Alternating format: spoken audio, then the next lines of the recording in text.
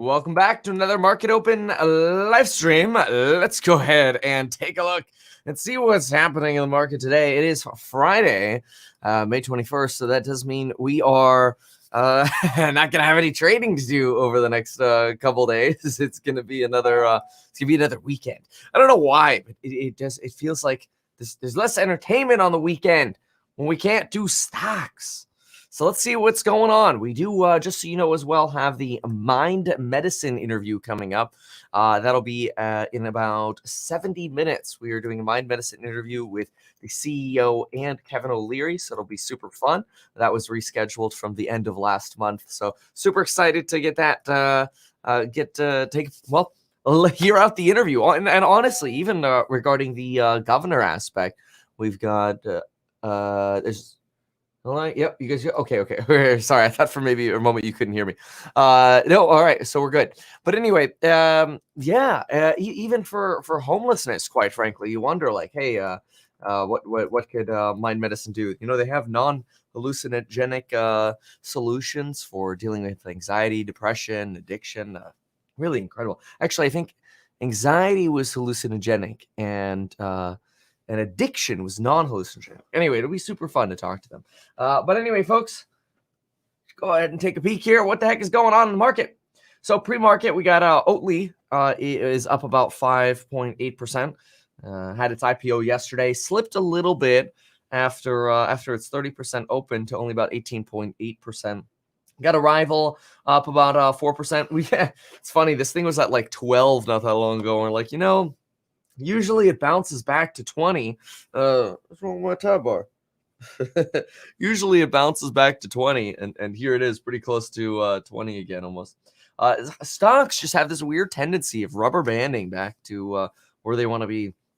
Nvidia, Virgin Galactic, EXPI, these guys all up about 2.5 to 3% here. Invitae's up a couple percent. Churchill's up a couple percent. Let's go ahead and look at the 1-minute chart here, see if anything's getting excited here. Look at that Arcimoto doing a little bit of a push here. Super exciting. I got a video coming out on riding Arcimotos. Love the company. So what else do we have here? Oh, let's see. We got Riot Blockchain. Wow, Riot Blockchain's actually in the green today. So where's Marathon? Wait. Marathon usually trades with Riot Blockchain. Riot up 1.74%. You've got Enphase up a little bit again. Had a great day yesterday, 8.5%, up 1.71 today. Let's look at the losers here, see where our big swings are. Oh, there we go. Let's go all stocks. Okay, so Mind Medicine actually dropping about 3% here on the pre-market, following a 10.4% run on Mind Medicine. Remember, Mind Medicine, it's somewhat been trading as a little bit of a momentum stock. So keep that in mind if you're looking to buy and hodl versus trading. You're going to have some more volatility, some more ups and downs, some more opportunities to DCA, dollar cost average. So, gosh, I mean, really not much to the downside here in the pre-market. I mean, Seagate selling off a tiny little bit again after, that temporary coin run. But beyond that, Arrivals, Green, Virgin Galactic, Nvidia, EXPI, these guys around 3%. Honestly, a little flat right now. Let's see where Tesla is. 1% in either direction. I don't know. Jeff Weibo, what's up, man? Jeff Weibo did a really cool video. Why I should not be governor. It was actually great titling, great video. Thanks, man. So what else do we have here? Oatly running a little bit more right now. Yeah, look at that. Oatly's starting to move. I don't know if it's just because we've got like no volume on it here in the pre-market, but look at it. And just in the last 2 minutes, 3 minutes here, it's giving us a nice little bump. So keep an eye and see what's going on here. All right, let's we'll pull up Bloomberg Live and CNBC, Fox Business. Let's see what we got going on here. Maskless in the chamber, but look at this. That is the speaker walking through a maskless crowd. Okay, right. Back to the political look. Fox Biz. Don't get me wrong. Love it when they talk about business, but politics is not a politics live stream. All right. So what do we have here? We've got Bitcoin at 41,000. We've got Ethereum down a little bit. Yeah, both of them down a little bit today. Ethereum down to 27, Bitcoin down at 41. We had a very, very nice bounce from the bottoms, but not such a lasting bounce, given that it certainly wasn't a full bounce to where we were before the crypto sell-off. But look at this. All of the cryptos, with the exception of Bitcoin, only down about 2.77% here, but Ethereum's down 9.45, Cardano at 171, down about 9.82, Doge at 39, down about 9.22%, Litecoin down about 8%. Looks like almost all of the coins are selling off today. What's this one here? Monero's, this one's up 21%. But most coins today are in sort of sell-off mode. Bitcoin having potentially the least volatility, showing us the lowest downside at the moment, but it also shaved a good chunk. So, all right, it's gonna be an interesting open. With crypto down 3 to 10% or more. Let's listen in here to Jim. Right. And I thought Applied Materials gave you a very good outlook for 2022. Okay. I would say this was all because of how great 2021 they felt would be, and it was. And now the stock has been going down because people feel that 2022 could be weaker. But the company assured you that that's not going to be the case, and that's because of the general use of semiconductors in so many different things. Okay. And when we come back, I'm going to talk. There's a story about Boeing raising production of the 737 MAX. I thought they had too many 737 Maxes, so we have to spend some time. We'll look at that as well, and we got an opening bell for you just a few minutes from now. A lot more Squawk on the Street. We're coming right back. Okay. Hey, what's the news today, folks? What's the news today? So the market, crypto market's down. The other market's a little flat. What we got over here? Let's just go to. I'm gonna go to straight Bloomberg here for a moment. U.S. future stocks rise on optimism over economy. The back and forth with the hedgies is incredible. Crypto hedge funds buy the dip in Bitcoin's week of reckoning. Like many pros, former Morgan Stanley trader says Bitcoin's volatility actually shows why hedge funds are in the digital currency game, to ride the boom and bust cycles with diversified bets so clients don't get killed at times like this.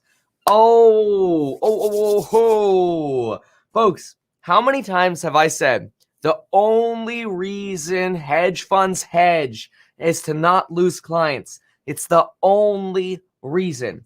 Hedge funds' goals are not to make big profits and beat the markets. The goals are to do nothing. Literally just give us our 6% a year, hedge the downside, which basically means robbing from the upside to protect the downside, right? And try to flatten the boom and bust. Bloomberg literally just said this. This is fantastic that now I can save this article and go, see, to ride the boom and bust cycles with diversified bets so clients don't get killed at times like this. Because guess what happens when clients get killed? They leave. They call you and they pull something like this off. Hey, Cathie Wood, you've been sucking the last 3 months. I want my money out. And where can you see this? In the inflows and outflows. Now, look, I love Cathie Wood, love ARK Invest, love their strategy. But when it's down, people leave. It's the worst thing to do. Should be buying the dip. But that's why hedge funds are hedge funds, because they realize people don't care. If the sheet's red, they gone. I mean, insane is probably an understatement, Stuart. And I'm watching it very closely because I think it is basically the canary in the coal mine. Basically, what the Asian currencies were in 1997, what dot-coms were in 1999, what subprime was in 2007. I think crypto is the same thing now here in 2021. It's not just the public obsession and, Elon on Saturday Night Live. It's just that is the tip of the sword when it comes to risk these days. Essentially, crypto is the dot-com of today's era. And in the last week, I mean, my God, we saw crypto, Bitcoin that is, drop 40%. It's rebounded somewhat, but we used to say 50,000 was the floor for Bitcoin. Now we're looking at 40 or even 35,000. So as long as Bitcoin is weak, I'm a bear, specifically on stocks like Tesla, MicroStrategy, and all the other names. Tesla? I'm sorry. I don't want to make fun of it. I'm just wondering, is that what he said? Did I hear that right? On these companies, Tesla owns $1.5 billion worth of Bitcoin. So they're really tied to some degree they are tied into the crypto market. And that's not a good place to be when you're a car company. Come on. It's less than 1% of available cash. It has nothing to do with the market cap. It's so insignificant. Come on, Barnes. It was literally Amazon.com was their formal name. Same thing with eBay. And after the .com crash, the companies then took the .com out their names. I think you'll see the same type of strategy, Stuart. I mean, nothing against crypto as an asset, but it's still up thousands of percent over just the last couple of months. It's weak right now. And the fact that Coinbase, which we also talked about, that major IPO of the crypto exchange. Oatly's still running, folks. It's up 9.6% right now. I don't know if that's just pre-market and not a lot of shares and more buyers, you know. To see the whole board, crypto's weakness spells weakness for risk writ large. Okay. Fascinating. Good stuff. Jonathan. Fine. Crypto weakness. A bellwether for weakness at large. Ooh, QuantumScape they're covering. Dollars a share. So it is down dramatically The guy's a from the rigorous brief guy. highs. He is. What he says to you basically is, if you want to take a long-term view, look, Kathy Wood does the same thing, but she doesn't. But she makes what I regard as outrageous projections, and he's just says it's But she did on Tesla, and then they all came true. Okay, so everything she does is right. Listen, No, of course not. But she did get that one right, and it was a big one. Well, that's true, but I think that people who rush to be in her fund may so far have been disappointed. And there is the opening bell, of course, at the New York Stock Exchange. And Last 3 months. Wow, look how green it is. Oh my gosh. Oh, it's all green. What? Mind Medicine's going green here. We're trying to at the start here. Big green candlestick here. Let's figure out what the heck is going on here. Oatly maintaining onto that 9% here at the open. Uptime, whoa, or I should not uptime, U-time. U-time, big candlestick here, almost 7% up. SCEM up about 4. What else do we have here? Okay, Matterport going up about 4% here as well. Yep, Matterport potentially, I can't tell. I certainly can't, too early to say it's going to run. Virgin Galactic, Virgin's doing a red. We've got USO, United States Oil, slightly green here, 2.3%. Churchill Capital giving up a little bit from the pre-market. It was a little higher there in the pre-market. We're still up about 2%. Carnival going green here. We know they're sailing again this summer, at least in Alaska. Hey, maybe they'll come down to California. Oh, wait, Gavin Newsom's in office, so probably not. Tesla going red here. Red candle sticking and down about, actually, it's actually up 1%. A solid red candle here, shaving off about 0.6%. We've got Enphase bobbing around here around 0.5% with Lemonade, Palantir, Coinbase, AMD. A lot of movement today in the market here. Look at this. Everybody's trying to find their place. What's going to be green? What's going to be red today? Luminar, big red candlestick here on Luminar. Mind Medicine down about 4%.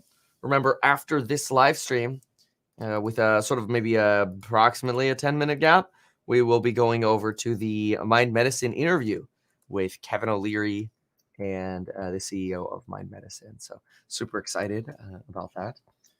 All right, let's see what else we got here. Etsy's down today. Wow. Etsy's down 2.64%, actually trending down. Take a look at that. Not sure why Etsy's trending down. We'll take a look at the news in just a moment, see if there's any particular coverage on Etsy. Let's give CNBC a moment. It's a company. No. Call that a company. We're a day or two removed from the F-150 Lightning introduction. Big Ford meeting soon, and they have to talk about commodity prices, and they have to talk about semiconductors. And those are both the bane of existence of much of America, unless you're like a John Deere who can pass things on because they have high quality equipment and very few competitors. Now, it's very interesting. Deere had an amazing quarter. David? That's interesting, comparing John Deere to Ford, given the few competitors, though. Maybe preferring John Deere. Yep. Now but they very much need a stimulus bill. Construction forestry was up. Just the regular. Oh my God, the stock that's up the most is Nvidia because of the 4-for-1. Yeah, that's not a good thing. No, it's up 3%. Nvidia on that 4-for-1. Your ATT's up today. My ATT. Well, you defended it. Yeah, you try to give both sides. There is a possible. Listen, Comcast and Charter went down this week in part because there is a belief. Is Jim Cramer suggesting that the other guy's flipping on his AT&T position. Come on, Jim. What did you do to Tesla? Oh, man. All right, let's keep listening in here. Let's give Varnes a shot here. We know it's a much needed service, especially in light of the Colonial Pipeline hack. And Palo Alto is a great example of that demand, better sales, better profits, and raising their full year forecast thanks to an increase, they say, in remote working security issues and challenges the companies face. And, you know, you have to give it to Nikesh Arora, who runs Palo Alto. He used to work at SoftBank, and he's really done a great job in turning around this company. Well, it's up nearly 7% now, 30 seconds after it being up 5.8%. Yeah, 52-week high for Tesla, $900 right on the dot. So I guess that was a resistance. Once Tesla hit 900, just fell back from there. It sure did. All right, Susan, I'm looking at the Dow, which is now up over 216 points. All right, let's go ahead and pull off this. So, yes, Nvidia is declaring a 4-for-1 stock split. It looks like it is set for July. Let's see here. Expected to start on July 20th. So July 20th is the 4-for-1 split date for Nvidia. Very, very common for traders to buy the stock up going into the 4-for-1 split, or going into a split, and then dump it right after the split. Super common. Nvidia. Let's see how it's behaving. Yeah, I mean it's up 3.4% today, but it's not like it's doing crazy moves here. But that could change. So it'd be interesting to pay attention. I mean, $604, $605. It's up about 3.4% today. But yeah, I would, if I were a trader, I'd certainly be keeping an eye on it. Matterport up a nice 4.7% right now, along with Roblox. Whoa, Roblox, slow down there. I'm about to hit $80. It's going to be the first time it's going to have hit $80. Yikes. That's incredible. All right. Let's see here. What else do we have? AT&T is not really moving. Back to $30. It's kind of what it's been doing for the last year. Goes down, back to 30. Goes above 30, goes back to 30. It's very simple. Churchill Capital's red candle sticking down. Yeah, at the same time as Luminar is continuing to fall. Etsy has moderated its fall a little bit. Yeah, see, it's starting to flatten over here. AMC down about 1.27%. Peloton down just below 100 at 99 again. Qualcomm 0.5% to the downside. Twitter 0.5% to the downside. We've got Tilray, Ubiquity, Tattooed Chef. These guys all pretty much flat. A lot of flatness in the market today. Not a lot of excitement. We've got, Matterport, though, doing very, very well towards the upside. And where do we have Tesla? Tesla's up about 0.5%, giving up some of the gains we've had here in the morning. Yeah, glad Nvidia splitting looks better cosmetically. There you go. Does nothing else. All right, let's listen in here to CNBC. We did that deal Sunday night, that was going to be the beginning of the end of the nightmare of who was going to go under. It wasn't Carnival Cruise, and it wasn't Royal Caribbean. It was Boeing, and it was Disney. Right. And those companies came through with flying colors, particularly if Boeing really is expanding. And I'm trying to prove you know that. What? It's a Reuters report citing sources that said Boeing said to discuss increasing 737 MAX output to as many as 42 planes per month by late 2022. So, Jim, that is via Reuters. Well, I'm trying to confirm it. And they're trying to reach a max output of 26 planes a month by the end of this year, and then reach a target of 31 per month by March of 2022. So that may have Boeing up a bit, that headline, Jim. Well, look, that's really important. Let me tell you why. And that's Reuters, by the way, reporting. Let me tell you why, because there are so many Maxes on the tarmac. That's very good. I want to check that story more, because it should be moving a lot of different stocks. That is certainly contrary to what I'd expect, and I don't necessarily want people to buy it on that, but that is very, very positive. Raytheon moving up a little too. That's an impact. That would be amazing. That would be truly a sign, as what Barry Diller said. He has so many great things to say. Congratulations to Andrew, an amazing interview. That was because a great interview. He said that travel is going to boom, and David, he said, much to your chagrin, that business travel is going to come right back. All right, Jim's on the fight today. Wanted to. I'm not saying that. I still continue to believe that there's a question mark as to whether business travel will ever equate what it had in 2019. Well, Barry Diller crossed out your question mark and put an exclamation It's going to be easier. Say again? He crossed out your question mark and put an exclamation He says yes. Now, he has he's very properties. definitive in what he believes. Well, he has properties that would indicate whether he does without a doubt. And sometimes we don't talk about what a good job Diller's done at IAC, which is he's not an empire builder. You know, a lot of these places empire spinner. Okay, let's go ahead and pull off this here.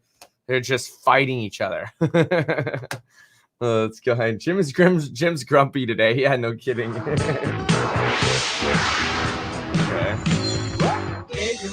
Inflation All right. Ooh, inflation expectations.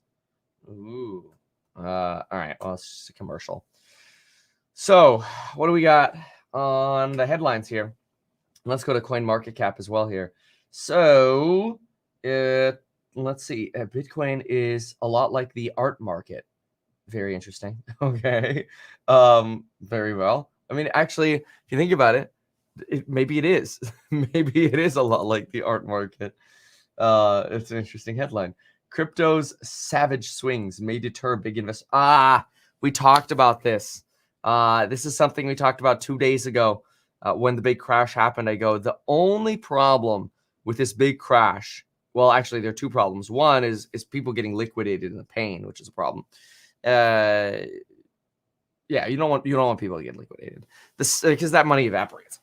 The second thing is you don't want big companies or institutions saying, you know what, we were thinking about maybe using Bitcoin as a store of value, like MicroStrategy or Tesla, but after the 64 to 31 madness, that's not a store of value for us. Yeah, that's something we talked about a couple days ago as a potential.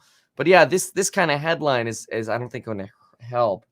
Along with Elon Musk's talk about getting that longer term energy transition, taking time to do that. But we do have the cryptos slightly recovering at the moment. Slight recovery on all of them. You see Bitcoin's no longer down in that 2.5% range. It's closer to 1.5% right now. Ethereum and some of the others no longer down that full 10%, 9 to 10%. Down, sitting over here at about 6.8 now on Ethereum and 8% to the downside on Cardano. Let's go ahead and look at pull up the 10-year Treasury. There's just an easy market watch chart that you can use for that. Look at this, a nice decline here on the 10-year Treasury, 1.616%. If we go back over here to the 3-month, all of these fluctuations have been ones we've been watching and sort of charting. But I'll tell you, if we go from the peak we've had over here, we've been on a downtrend on the 10-year Treasury. Now, some folks say the only reason this is happening is because the Fed keeps bailing out the Treasury market, keeps spending $80 billion a month buying Treasuries. Of course, the yield's going to go down. Well, I wonder what it would be if the Fed weren't buying anything. Might be right. Might be like 2%, maybe even more. Let's listen in here. Boy, semis have had a great week. Good news from Applied Materials. Semiconductor business up nicely this week. Tech's up nicely. And cyclical / value generally is down, although you see it's bouncing to energy, banks, industrials are down for the week. But as you see, up a little bit here. This is an important week. Why is that? Because the Fed has indicated they have people out who want to start talking about the tapering. At least talking. And that's good enough for the market. Just that they're having the discussion that some people are talking about, that's good enough. And look what's happened to the stock market this week.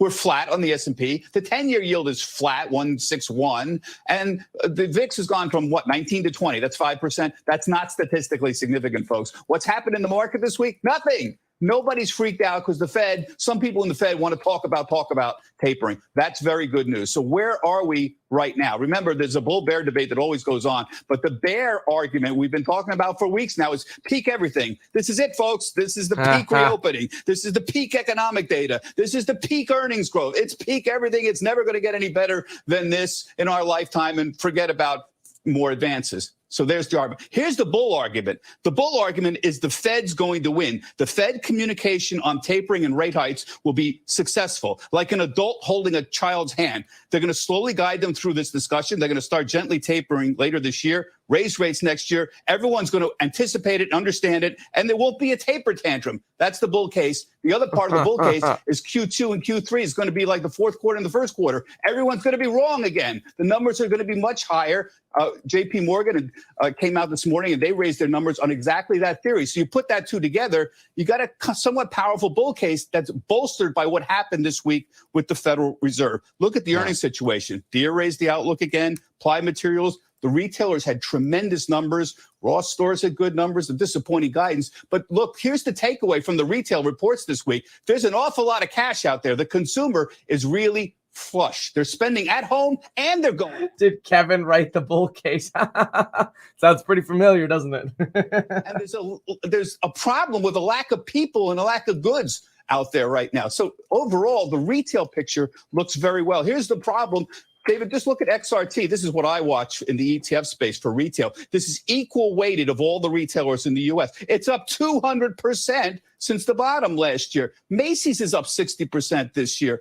Gap's up 60%. Kohl's is up 35%. There's huge moves up. So it's kind of tough. They've already anticipated this perfect retail environment that we've seen. And that's why you're getting this week very modest reactions to some of these big names that are reporting really great numbers. But, you know, we should have these problems. The market is, at this point, almost fully valued, at least for the retailers. We should have these problems. You know, David? Yeah. It's been a good week. Yeah, I mean, and when you put that chart up. One of the reasons I really enjoy the idea of buying the tech dip rather than getting into recoveries. It's like they've had their run.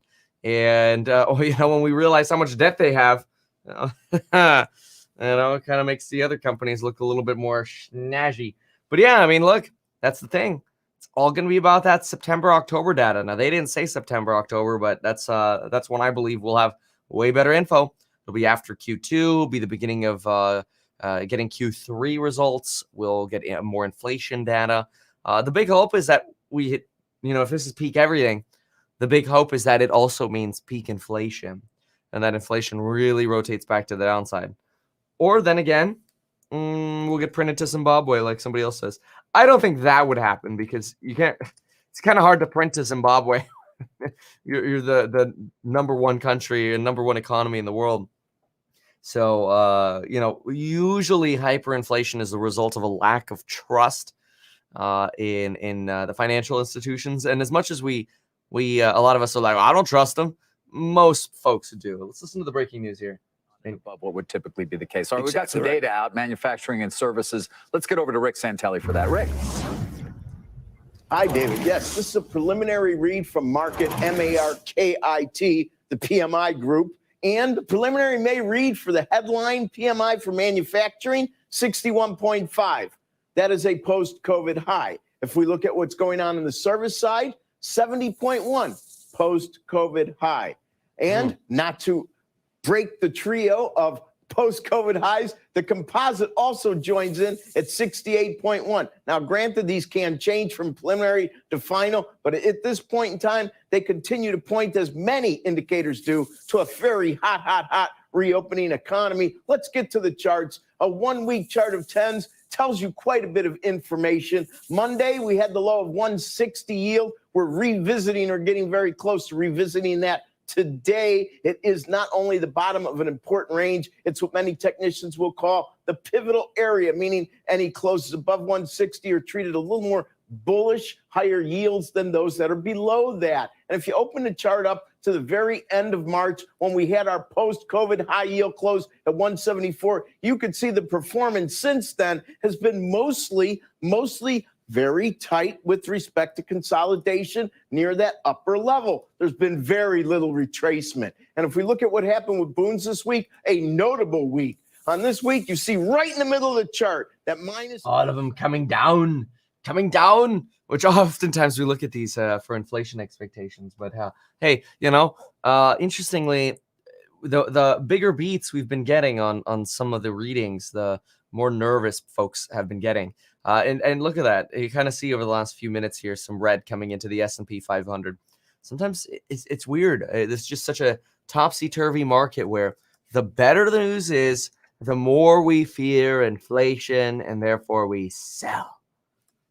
That's just madness to me. That's all I gotta say. It's just madness. All right. So what else we got here? Let's look at the sticks again here. There hasn't been too terribly much movement. Luminar is down about 5.29%. Purple down 3.69, sitting at 30. That's a low. You know, it ran almost up to 40. Kind of sold down a bit here. Yeah, Seagate selling off a little bit. Mind Medicine down on interview day here. Etsy down a couple percent. Kind of boring. And a little boring right now. Nothing doing big runs here. Nothing doing big moves. Where'd GHVI go? Uh-oh. It's gone. It's not here anymore. Oh, GHVI was somewhere around here. Where's? Oh yeah, look at that. It's basically it basically just returned to the line. See, and this is why it's always funny when people are like, Kevin, the lines don't work. Really? It's scary. It just always goes back to the lines. But anyway, we were up about 4%. We're only up about 1% right now on Matterport on the day here. Oatly cooling down a little bit as well. Roblox, however, is the one that's running. Roblox up somewhere around, what are we at here? 6.29% here. Crossed crossed 80. Very, very cool. So we are over 80 on Roblox now. Big ARC position in this. Let's take a peek at what coin's doing. Crypto's down slightly. So, and coin's pretty much flat. Lots of flatness. It's not fun when it's flat. You can watch Roblox. Oh, keep in mind, we got that coupon code link down below. We should have the marketing change in. I think the next set is going to be like, I'm not leaving. So we'll see. It's looking pretty good so far. But the goal is to have that coupon code expire today if we can get the change made in time. Yeah, so take advantage of that to the moon coupon code. The price does go up over time, and with all this inflation we're having, we've been saying that it's got to be a bigger price increase. Okay, so what do we have here? We've got Fox doing nothing on Fox Business. We've got a commercial of a Frappuccino here. We've got CNBC's on commercial. We have the Mind Medicine interview in about 40 minutes. So that does mean the course member live stream will be a little bit later this morning since we've been doing them earlier, probably be closer to 9 or 9:30 this morning since we do have that interview. Let's see what else is going on. What else do we have? Let's go. Let's take a look here. We could read a little bit more over here on crypto. We talked about the swings really being bad for potentially getting more companies involved. Something we had talked about a couple days ago. Now Bloomberg's airing that headline. You're looking at volatility levels that are 4 times that of gold or of equities. This is going to make it prohibitive for a lot of corporate treasurers and institutional investors who think they can do a significant size holding in this. It's true. And a lot of Cathie Wood's bull case on crypto has to do with the assumption that, hey, if all companies just put 1 to 3% of their treasuries into Bitcoin, the thing goes to 500,000 per coin. Which, hey, I mean, 1 to 2% isn't that big of an ask. Okay, so what if it's really volatile? It's just 1 to 2% or 1 to 4%. All right, let's see what CNBC's got for us. Nothing. I'll tell you, that's literally when you know you have a no news day. No news day. It's going commercial more than anything else right now. All right. What else do we have? Do have the Treasury. I saw this yesterday. Treasury calls for crypto transfers over $10,000 to be reported to the IRS. That's something you do with banks as well. Anytime you go withdraw or deposit money over $10,000, they're like, report this to the IRS. And so then what people do is that they withdraw and deposit like $9,500 at a time. It's silly. Anytime you get more of the big government regs, there are more tricks to figure out how to scoot around them. Roblox still running here, folks. Still running. 7%. A very good food company coming out of nowhere here. All of a sudden up 5%. That is an OTC stock, so those do take a little bit longer to show up. We do have GameStop up 2.6%. 4%. Arrival up 2.23. Hut 8 mining's up a little bit here. We had a little bit of a sell-off here on Hut 8. Let's go to the day chart. Day chart, yeah, has been kind of straight down for Hut 8 over the last couple months. It's been a little rough ride here for some of the cryptos. Let's pull out a little here. Yeah, look at that. Hut 8 ran to probably more consistent $8 to $10. Had a moment where it ran up to 13, but now at $4.03. You really see that momentum trade here. We've seen some of that at Mind Medicine as well. Yeah, take a look at this.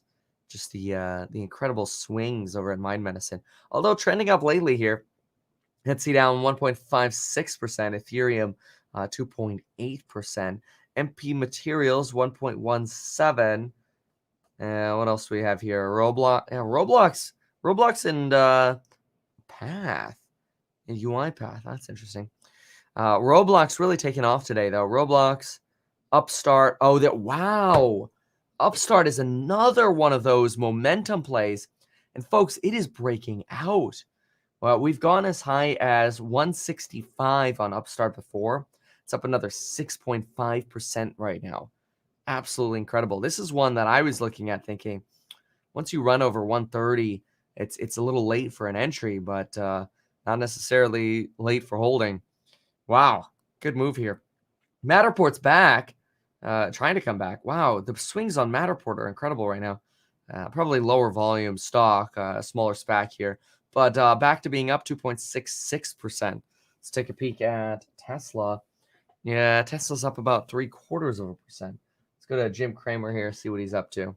They're making progress at Boeing, but they disagree with that. There's a real timetable for 42, and they're saying, look, for 42 super of the Max, and they're just saying, listen, just understand that the customers have not yet committed to that. So people who are buying it aggressively may find themselves. Oh, hey, article here on inflation.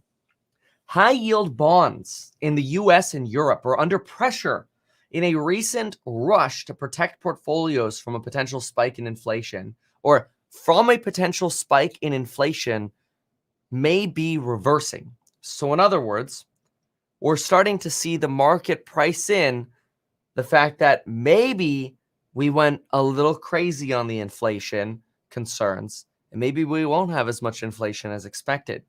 Junk bonds are set to post losses for the second straight week, while those in Europe are on track for their first monthly loss in September, according to Bloomberg's Barclays. Both regions have seen fund withdrawals. Wow. Marco's sentiment improved Friday. Let's see what else here. Fears that rapid price rises will eat into the value of investors' fixed income bond holdings have gripped credit markets since vaccine rollouts in Europe and the US. The worry is that inflation unleashed by a rebound in activity will pressure central banks to taper asset purchase, thereby ending the support. Blah, blah, blah, blah. High yield bonds had benefited from that view because they can act as a hedge against inflation. Right, because you have higher yields with the junk bonds, basically. Okay. While the damage is evident in the secondary market, investors continue to flock to new issues, blah, blah, blah, blah. So, in other words, starting to see a slight rotation that maybe we priced in too much inflation. Interesting article. When we come back. Oh my gosh, nonstop commercials because they have no news. Protect you against shingles? Shingrix. Oh man. Ay. Oh man. Elon Musk says close to establishing Tesla presence in Russia. Russia. Very smart. Remember, Elon Musk has told us he wants a facility on every single continent. Now we're getting a headline that Tesla's looking to maybe build on Russia, diversify away from China. Tesla moving on this news.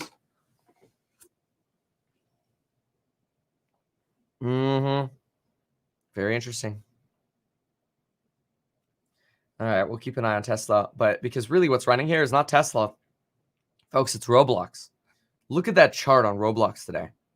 Wow. It's a push. That's a big push on Roblox. It blew right past 80. I mean, these are all-time highs right now for Roblox. Kathy Wood done a lot of buying of Roblox, although lately it's been more of Coinbase. Really doing the buy the dip on Coinbase, which I have been buying it as well in the dip here. But where is it? I think it's fantastically oversold. Coinbase. I can't even pull it up right now.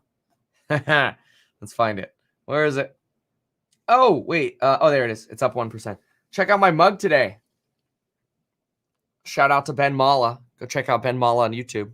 He rocks. Love his videos. Super fun guy. Got to go visit in Florida sometime.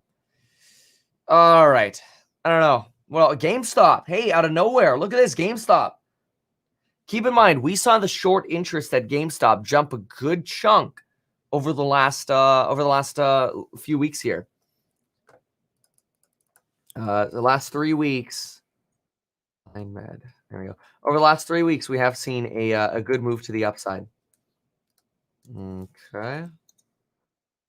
Mind medicine interview coming up within 30 minutes.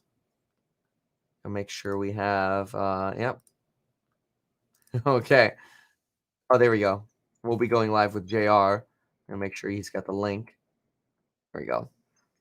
So, wow. Yeah, it's going to be fun. All right. What else do we have? GameStop running, Roblox running. Both these doing very, very well. Nvidia actually not moving much on the news here. There we go. Yeah, not moving much on the news with oh, here we have it. Okay, cool. Good. Yeah, so far we are set up for the Mind Med interview. Nvidia not moving terribly much on the split news. 4-to-1 split announced for what did we say it was? I wrote it down. Hold on, I put it in the calendar. I'll pull up the date again. I want to say it was like June 20th or July 20th. It was one of those. Or was the 24th? What do I know? I'll find it. I put it down on the calendar here somewhere. I'll find the date again. I'll give you another reminder of the day. Here, Fox, let's give Fox a second while I pull it up. Losing all of the losses that we had earlier in the week. And the, where are we now? There you go, big tech. Apple is down at the moment. Amazon, Facebook down, Alphabet, Microsoft up, but they pretty much recovered from the selling earlier in the week. Now, here's the cryptos. Bitcoin, $41,200. Ethereum down at $2,733. That's stocks, that's cryptos, and now big numbers for realtors, existing home sales. Good morning, Ash. What do you got? July 20th. Morning to you, Stu, coming in at 5.85 million. That misses the estimate of just over 6 million on an annualized basis. Let me see, up 0.2%. Month over month, but I'm sorry, down 2.7% with that number. It was 6.01 million in March. We're expecting 6.09 in April, and we missed it. There has been issues, as we know, with housing. A, not enough for sale. B, rates are starting to rise. It's certainly, but you know what? The average price, I'm just getting the numbers here, just over $341,000. That is also a barrier, if you like, to people trying to, buy a home. That is very high. It hit a historic high of 329 in March. That is up to 341 in April. So that is a big story there, Stu. Yes, it's sure. $341,000. My goodness me. Who would have thought? $341,600. Yes, very good. Let's jump on over to CNBC. July, and what would be among the first sailings out of the U.S. since the start of the pandemic. Those shares are up about 0.5% right now. Finally, Palo Alto Networks. That's surging after topping earnings estimates, raising full-year forecast amid an increase in remote working, security issues, and challenges. Those shares are up 6%, Mike. Tech stock staging a small comeback with the NASDAQ looking to avoid a fifth straight week of losses. Our Dom Chu has more on those moves. Hey, Dom. All right, so fourth straight week of losses, maybe snapped again. So we're avoiding some moves there on the technology and the NASDAQ trade overall. But just to kind of put things in perspective, for the NASDAQ Composite Index, year-to-date, up a modest 5.5%, underperforming the major indexes. But now we sit roughly 5% below the record high levels that we've seen. And more importantly, for some traders who like to look for patterns out there, the NASDAQ is right now above 13,580. That is the level of the 50-day average price on a rolling basis for the NASDAQ. That's a level some traders have been watching as an area of possible resistance or stalling out. So we'll see if the NASDAQ can claim that one back again. Well, we'll see. I do want to mention that Roblox is showing its first red candlestick here to the downside. Upstart still doing, yeah, it's kind of starting to bomb a little bit here towards the upside. Okay, and then we've got Mind Medicine around 3.42%, Luminar down 6. Ethereum sitting at 27.38, so it's up about $50 since we saw it earlier, up about half a penny on Doge from earlier. So a little bit of a crypto recovery. We've got mostly, though, Matterport back to that 4%. Very nice. We do have the Mind Medicine interview coming up. So what I would say is go check out that coupon code link down below. Join the amazing programs on building your wealth. Folks, I'll probably jump right over into the course member live stream right now since we do have some time before. So we'll get started with some Q&A. And hey, folks, we'll see you in the next video. Go check out Ben Mala's channel. Shout out to Ben Mala. Thanks, everyone. We'll see you in the next one.